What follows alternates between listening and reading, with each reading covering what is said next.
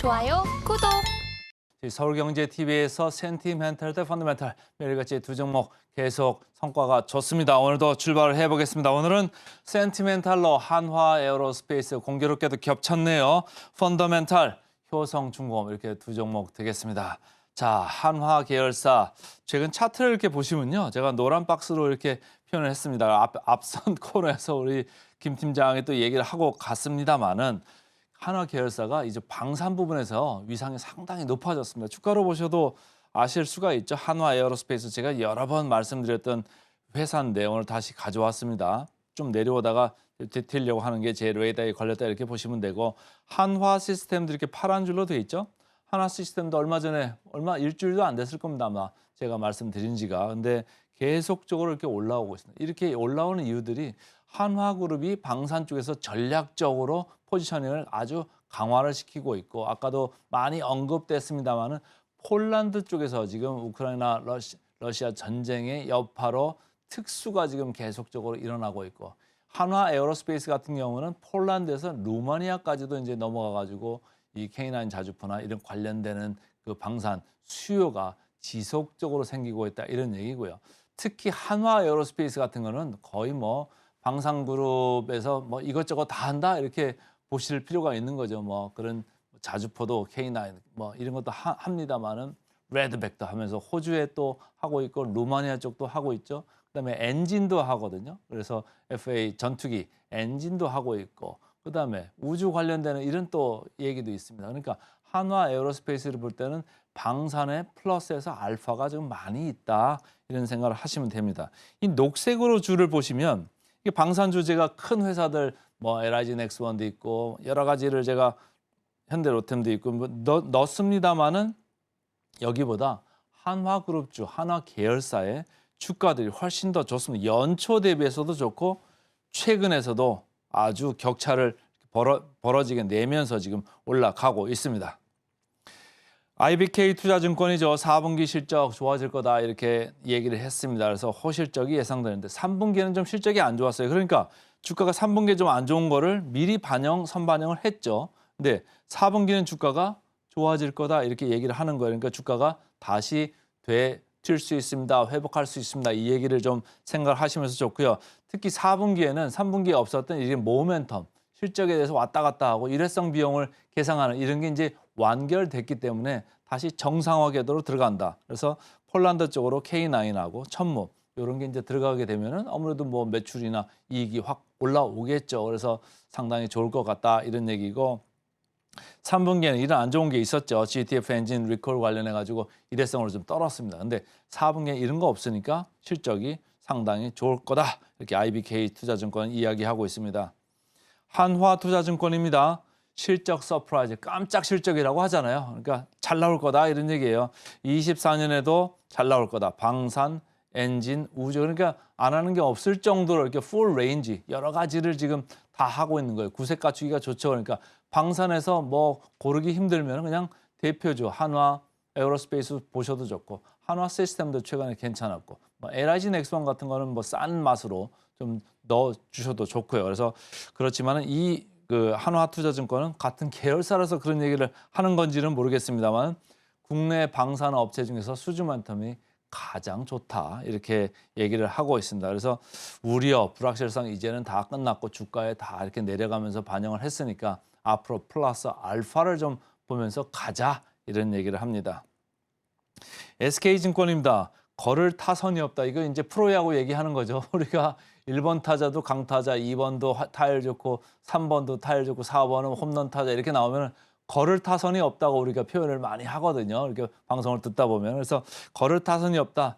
골고루 다 좋다. 다 잘한다. 앞으로도 우상향 기조를 이어갈 거다 이런 얘기고, 폴란드 2차 협상 이게 자꾸 이제 지연되고 어떻게 될 건지 말 건지 이런 생각을 했는데 거의 뭐 1차 협상 그에 준하는 수준까지는 2차 협상도 될 거다 이런 얘기고, 여기 하나 플러스가 더 있죠.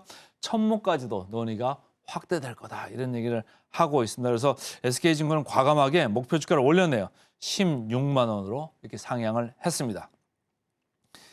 최근 차트 보시면 한번 올라왔다가 조금 조정받는데 이 선을 보시면은 장기 이동 평균선에서 위에서 지금 조정을 받고 있으니까 많이 이렇게 내려왔던 3분기하고 달리 지금은 조금 보면서 여기 에너지를 힘을 좀 축적을 할 필요가 있겠다 이런 생각을 하는 건데 어제 거래가 상당히 많이 됐네요. 어제 고점에서는 조금 밀려 내려왔습니다. 여러분들이 좋아하는 양봉입니다. 거래량도 많이 실렸고 그러니까 손바뀜이 상당히 일어났다 이렇게 보시면 되고 누군가 뭐 좋게 보니까 산 거죠. 그러니까 목표 주가도 올리고 이런 좋은 일이 있기 때문에 지금 사 들어온 거 아니겠느냐 이런 생각입니다. 어제는 보니까 기관들이 많이 매수를 하고 반면에 이제 외국인이 좀 따라오면 좋겠습니다만 외국인은 아직까지 따라오지는 않고 있습니다. 어쨌든 기관이 좀 주도를 하고 있다 이렇게 읽으시면 되겠습니다. 역사적 밴드 보면 상당히 높이 와 있죠. 상단입니다. 그러니까 사기가 좀 걱정이 되실 텐데 이럴 때는 뭘 봐야 되죠? 사실은 절대적인 밸류에이션을 봐야 됩니다.